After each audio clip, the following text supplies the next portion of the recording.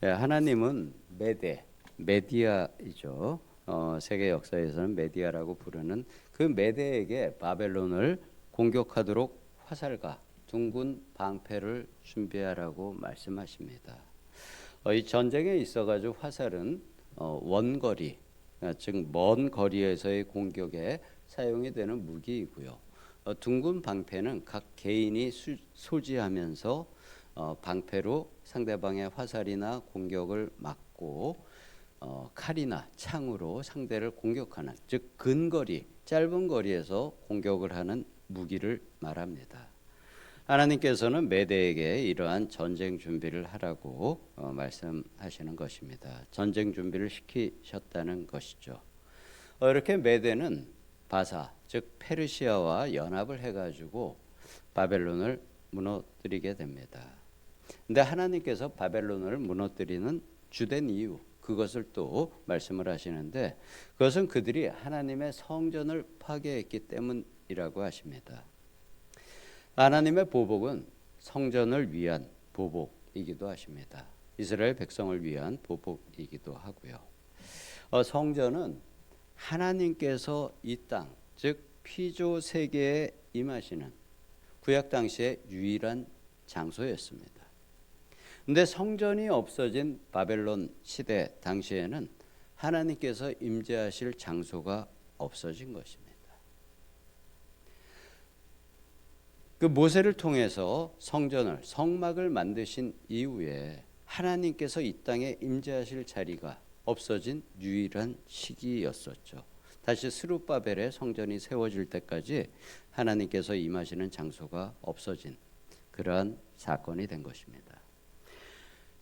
이렇게 바벨론이 하나님의 성전을 파괴한 것은 하나님과 피조 세계에 큰 잘못을 한 것입니다.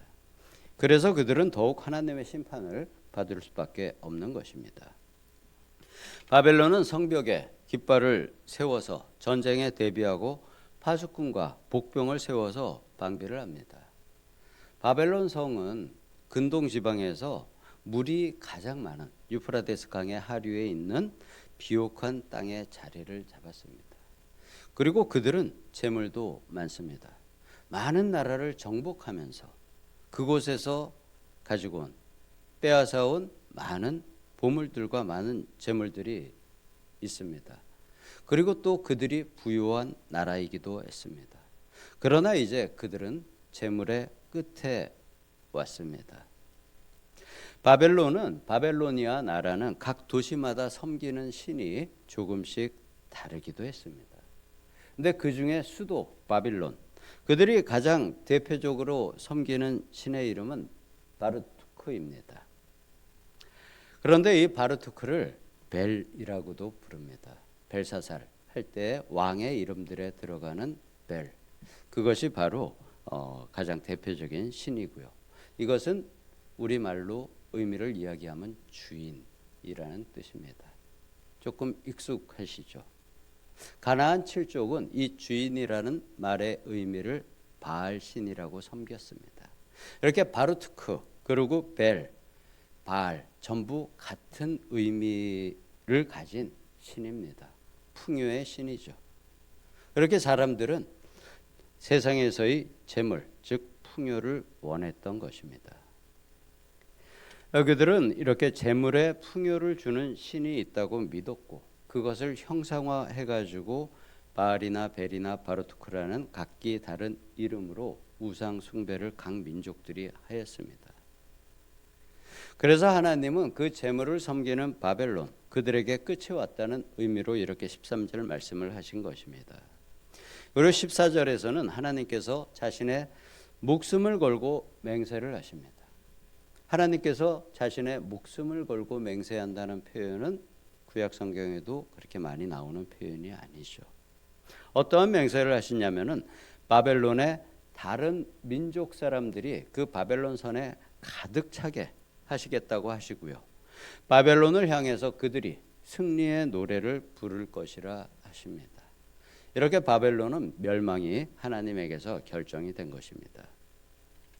바벨론의 마지막 날을 표현하는 그러한 내용이 다니엘서에 나오죠. 다니엘서 5장에 보게 되면은 그 당시 마지막 왕이었던 벨사살은 귀한 손님 1000명을 불러서 예루살렘 성전에서 가지고 온 금그릇과 은그릇을 내다가 그곳에 술을 따라서 자신과 또 왕비 그리고 또 그곳에 온 손님들에게 술을 마시게 하고 잔치하며 즐깁니다. 안 그래도 성전을 무너뜨린 죄를 심판하기 위해서 바벨론을 멸하시고자 결심하신 하나님 앞에 그 하나님의 분노에 기름을 붓는 행동을 하고 있습니다. 벨사살의 잔치는 자신의 두려움을 가리기 위해서 한 행동입니다.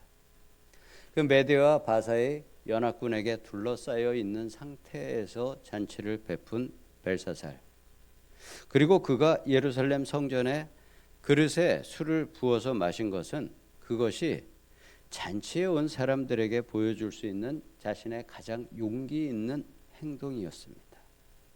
이처럼 당시의 바벨론 사람에게도 그 벨사살 왕에게도 이스라엘의 하나님은 두려운 존재였던 것입니다. 그래서 예루살렘의 성전 그릇을 내어 술을 마시는 행동이 자신이 가장 용기 있는 행동으로 보이게 한 것입니다. 이렇게 그는 하나님 앞에 자기 무덤을 더욱 팠습니다.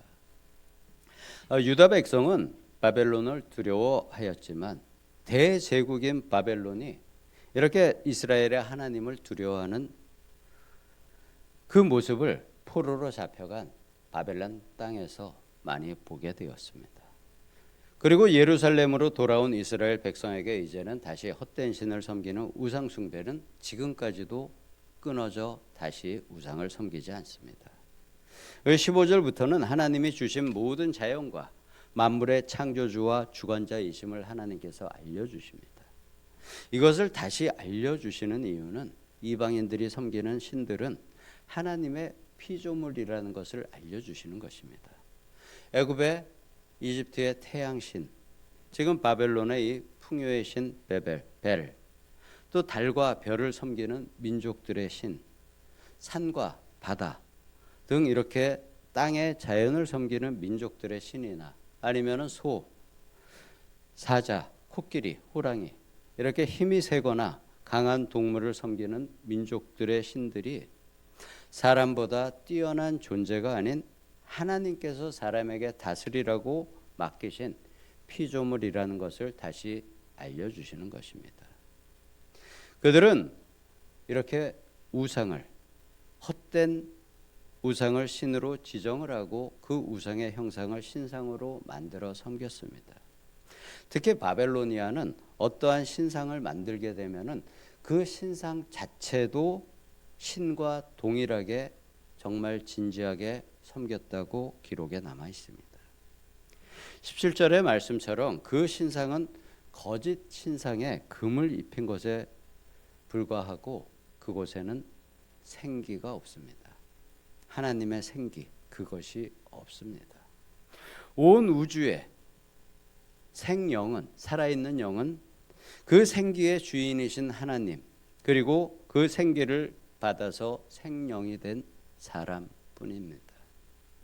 하나님의 생기에 같이 호흡하는 유일한 존재가 바로 사람, 우리들입니다.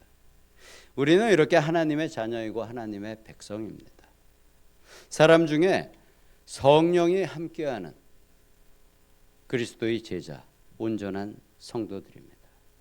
하나님은 모든 신 중에서 격이 다른 진정한 창조의 능력을 가지신 창조주 신입니다. 이분이 바로 이스라엘의 하나님이시고 지금 우리의 하나님이십니다. 우리도 하나님의 생기에 함께 호흡하는 이 피조 세계에서 유일한 존재입니다. 생기가 없고 살아있지 않은 신들은 모두가 거짓 신들입니다. 사람도 하나님의 생기가 안에 있어야 살아있는 생명을 가진 사람입니다. 하나님은 이것을 위해서 이스라엘을 다시 구원하셨습니다. 그리고 우리가 이스라엘을 이어서 그리스도의 제자가 되었습니다. 그리스도이신 예수님이 이것을 위해서 십자가에서 우리의 죄를 대속하신 것입니다. 오늘 우리 기도 시간에 우리 마음의 옷을 벗고 예수님이 못 박히신 십자가에 나를 함께 못 박고 이제는 내가 사는 것이 아니요 내 안에 오직 그리스도께서 사시는 것이라 고백하는 기도의 시간 되시기를 예수님의 이름으로 축복합니다. 기도하겠습니다. 아버지 하나님께서는 우상에 젖었던 이스라엘에게 세상에 강대한 신을 가진 바벨론의 최후를 보여주심으로 세상의 유일한 주관자가 우리 아버지 하나님이심을 보여주셨습니다. 우리도 이것을 또한 알게 되었습니다. 이제는 세상의 그 무엇에 의지하지 않고 오직 내 안에 사신 그리스도 예수님만이 나의 주인 되심을 마음 깊이 알게 하시고 주님의 인도를 받는 우리 송도 좋은교회 모든 성도님들 되시기를 예수님의 이름으로 기도드립니다. 아멘.